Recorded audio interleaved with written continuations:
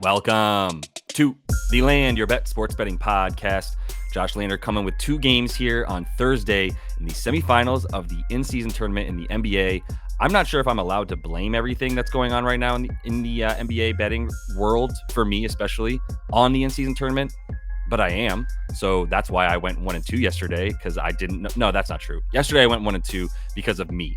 Why would I pick Spencer Dinwiddie? Why would I play Klay Thompson's over in a game against the Portland Trailblazers that was clearly a trap game? I mean, not just a bad matchup even for the Warriors. I don't know. I was made a fool, honestly. Those were dumb. I apologize to you guys immediately in the YouTube comments. It won't be happening again. Dinwiddie might have been on a solid run. He still was the point guard. But, of course, he just starts the game 0 for 6 in his shooting when we need him to get 23 and a half, more than that. Points and assists, that's 24 and a half at the time. It even went down. Scrub bet, scrub play, won't do it again. SGA was a sharp play because the under rebounds and assists hit, even though the points over hit, which I told you I was scared of the points because of the way that he plays against Dylan Brooks. Had that read, maybe I should have just given you that bet. No, I should have just had better plays. Either way, Klay Thompson did not go over because it was a bad matchup with the Blazers. We roll on. We're still up in this individual solo show here on Land Your Bets. Also have 8 picks each and every day with Nate Weitzer on the Coast to Coast podcast on thelines.com's YouTube page. So if you want to see some of those picks over there, I'm bringing you a few different ones over here from time to time, as well as just my favorite ones, because some of them are Nate's, some of them are mine, and I bring you all of mine plus a couple bonus ones. Also, continue to follow along on Twitter. I am bringing live bets there. Hit the Jaime Jaquez over live yesterday. Also hit the Shaden Sharp over live yesterday.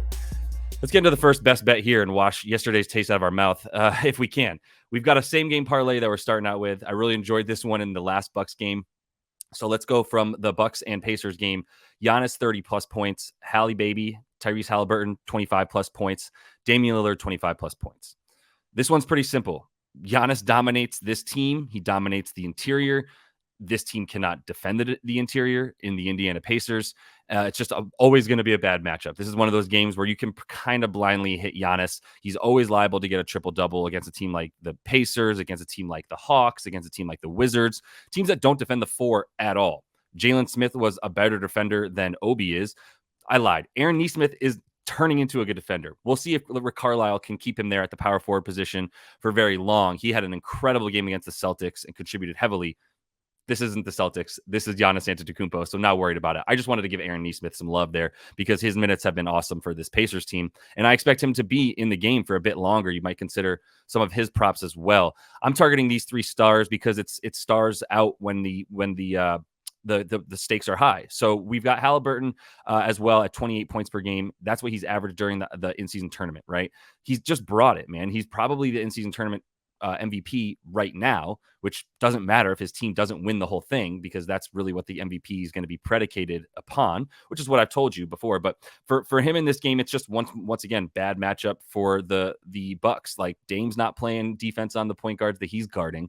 I don't know that he'll be guarding him too much, but he'll get switched on to Halliburton plenty, especially without Pat Connaughton out there. There's no Jay Crowder, who's at least a solid enough wing defender, although he's also waning in his career. But either way, like the defense for the Bucks, it's gotten better, but the strength of it is definitely not where Halliburton's going to play. I also love Halliburton's ability to get into the lane and finish from the floater. That's something that the Bucks are going to be continue to allow, because you can't get all the way to the rim between Brolo, Bobby Portis, and Giannis Antetokounmpo. You're not getting to all the way to the rim very consistently, if at least even if just one of those guys on the floor, much less 2 of them. So for Halliburton to finish with his floater, he's shooting 63% right now with floaters, and that's just incredible. He talked about that before last season, coming into this season, that was something he wanted to improve. And he certainly has. He's definitely added that as like a lethal weapon, like Steph Curry level field goal percentage from a point guard shooting his floater. So I do like his ability to hit that and the threes. Probably going to have at least 3 of them in this game. Dude's just been absolutely on fuego from deep. Indy is also horrible versus the pick and roll. And that's where I'll just finish this point as it pertains to Dame and Giannis, because they're finally doing that pick and roll a little bit more than they were. And that's because they really weren't doing it much at all. As you know, it seemed a little bit clunky at times. And I don't think Giannis is always the most comfortable with, coming off the ball as the pick and the roll man in the pick and roll. He is used to that sort of as the pick man. I'm sorry, as the guy with the ball in his hands, right? He's the guy usually setting up the pick and roll, the ball handler with like guys like Chris Middleton and Brolo to make it a really difficult matchup for others. But in this situation, Dame is now going to start to do that a bunch more. We've seen that in the last 3 games or so that their pick and roll percentage has increased from the frequency that it was prior to the last 3 games. And this is just an easy matchup to run that against. Miles Turner, not very good as the primary defender on the roll man, definitely able to get caught up and switched up. And then we know that Tyrese Haliburton has continued to struggle as a defender. And that's why, quick aside, I do defend the De'Aaron Fox sort of defenders and truthers, if you will, who say that it wasn't a bad trade because De'Aaron Fox is actually better on defense. Not great, but he is better. And that's because Tyrese Haliburton is much worse right now. So I am going to go ahead and back all 3 of these guys to really be able to take advantage of the weakest points of the other team's defense with what they do well. We don't know what Dame's going to do. I mean, we just watched Giannis drop a ton last time he played this team, but we don't know what Dame's going to do. The 54 without Dame from Giannis, obviously not what you would expect with Dame in there. Both these guys' usage rates up close to 30%, both really high assist percentages. Either way, love them both to score. And there's going to be a ton of points in this game. I don't know if it's going to be 257, like where the total's at, but there's going to be a lot. So we go into best bet number 2 for Brandon Ingram. Let's just keep this simple. Over 23.5 points. I don't want to base this bet on how poorly Zion played and how not aggressive he was in the last game, but it's part of it. And we could see it again. Even if we don't see it again, you back Brandon Ingram to score against the Lakers. It's going to be a revenge narrative for the rest of his life. It's going to be like Tom Brady going up against every quarterback that was ever picked in front of him in that draft. It's just like he got traded from a team when he was still a rising star, and they didn't realize how good of a scorer he could really be. He's all the way back to doing that since he's really been back from injury, especially. I love his higher usage rate and points per game that he scores on the road. I think that's heavily correlated to the fact that it's harder. The defense for home teams will often pick up. We see them get motivated. I mean, defense is hustle, man. And you get motivated to hustle when the crowd is cheering for you to do well on defense. It definitely lifts guys up. We see the increase for the need for mid-range shots at that point. And the Lakers obviously are the same, not obviously, but they are. They follow the same trend of being a better team that on defense at home. BI is going to need to be able to hit that mid-range shot. The things are going to be a little bit more difficult to come by around the rim with this Lakers team. It's why I don't really like Joval's stuff in this game. It's just he's going to be needed. Zion's going to be needed around the rim, and BI is going to be needed to sort of keep the defense honest with that mid-range game. Like I said, Trey Murphy being back helps BI as well, by the way. In a couple games with him back this season, he's upped his numbers to nearly 30 points per game because of the fact that Trey Murphy helps spread the floor, which also helps that mid-range game that I was talking about. You can't really just collapse on, or double team rather, BI at that point. If you're going to commit to defending the paint with a couple guys and you're going to commit to making sure that other guys don't shoot threes like Trey Murphy, then you can't commit 2 guys to Brandon Ingram as well, or you're just going to have 3-pointers all over the place for the Pelicans. He's gotten 25 plus in every one of these in-season tournament games, except for the one against Denver, which was a wonky game as well. But just one of them out of the 5 that he's played so far. So I feel good about the way that they're relying on him on offense in these big playoff style games, right? We do look at these matchups as we look at historical playoff numbers as the way that we can sort of use the precedence there for this type of scenario that we've never seen before with the in-season tournament. We're looking for any kind of edge, and that comes from some playoff numbers, and that's where BI is going to continue to be relied upon by this, especially for this offense for the Pels. So Middleton, this is our first under. We're going under 14.5 points for Chris Middleton.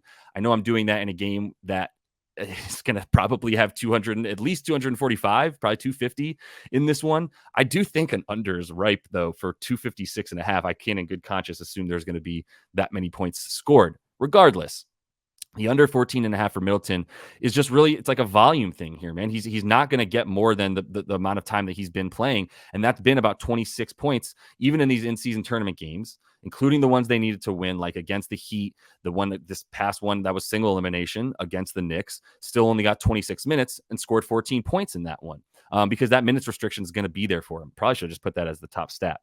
He's gone under this number in 14 of 17 games this season. And I understand that one of them, the overs, I believe, was against Indy. But he's also, it was an under. But he's gone over against Indy prior because of how much more he was playing. Because he's not a part of this fast break for the Bucks, and really in terms of getting he'll have to get back a lot on defense as a guy who's playing on the wing and out on the perimeter. He's sort of the guy that you need to get back on one of the guys that you need to get back on defense, but he's not a part of the offensive fast break in any way. His frequency of getting out in transition is lowest on the team alongside Brolo.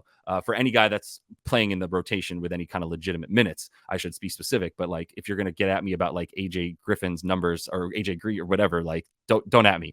Chris Middleton and Brolo are the only guys really just not leaking, right? They're actually getting a few more rebounds here and there, and then starting the fast break by hitting the outlet man. But he's not a part of the fast break. He's not a part of scoring in the paint either, scoring the third fewest points from the paint of any rotation player as well. Just about 6.5% of his points coming from down there, which is also what the game plan for this Bucks team is: get to the paint and get buckets on guys like Miles Turner, who, good shot blocker coming off of his defender, but not a good shot blocker on the guy that he's defending, like I said, which is going to be a problem if Brolo's standing out and shooting threes to keep Miles Turner out, or if Miles Turner wants to guard Giannis.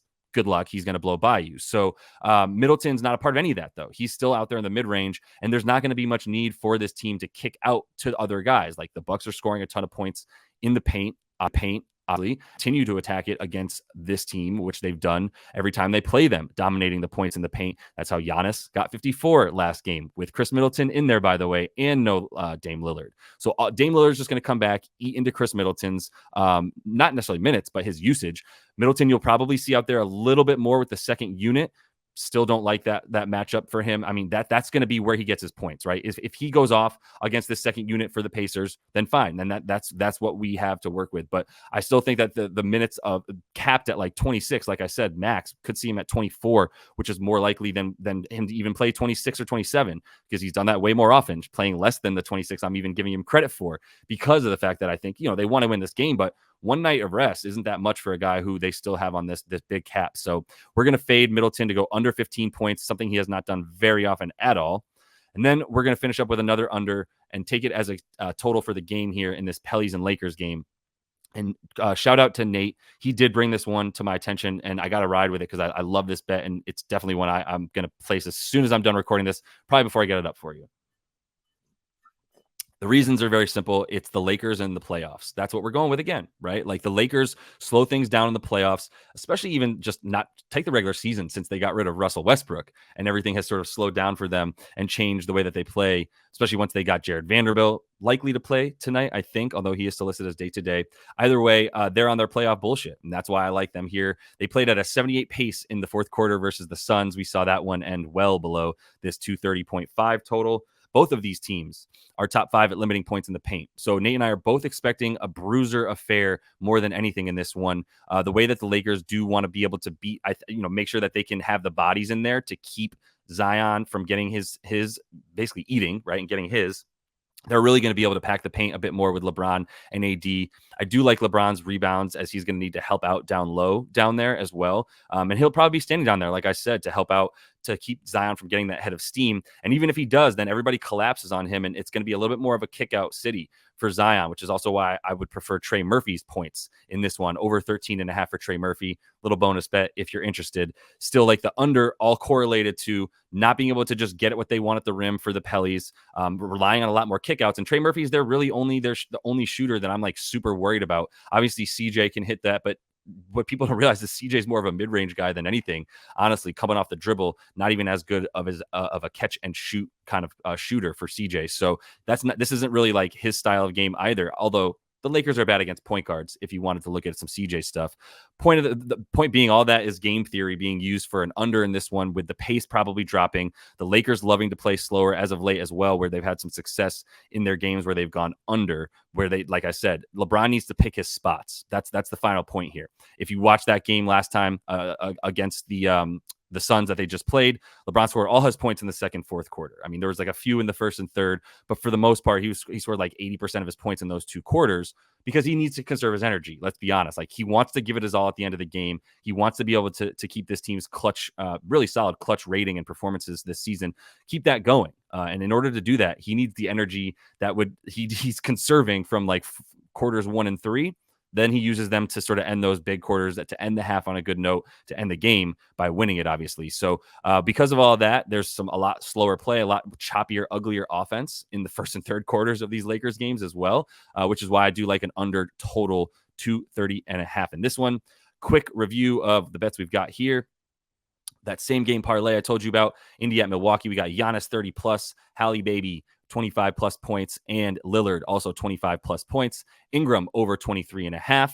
Chris Middleton under 14.5 points, and the Pelicans and the Lakers to go under 230.5. This is our last game before Saturday, and then Friday we have a big slate. Saturday we have the in-season tournament once again, so we are going to be looking at the championship game on that day when we come back. That's all the time I have for you for Thursday's slate. We'll be back with Friday and Saturday, a day off on Sunday. So we'll have some football stuff up with Dieter. Make sure you're checking out the NFL show that I do every Friday with Dieter Kurtbach from Bay Area News Group. He was solid on his picks last week, went undefeated. I was all right on the props. Still made some plus money, but we're doing good in that NFL show as well. So appreciate everybody following along, all the love and support. Jump in the comments of the video. Let me know what you think. I had a good time bullshitting with you guys in there about all the garbage that I took for you yesterday. Apologies once again. Stick with me. We're going to do better today, I promise. Also wanted to say the Twitter stuff. Follow along on Twitter, Instagram if you want as well. But I am dropping some key stats and info for all you guys who want to learn a bit more, at least have the key stats that I'm looking at to start out all these picks. Things like home road splits, how our team's playing in these matchups, etc. All that for you on Twitter in a nice little thread. So check that out. And until I see you next, happy betting.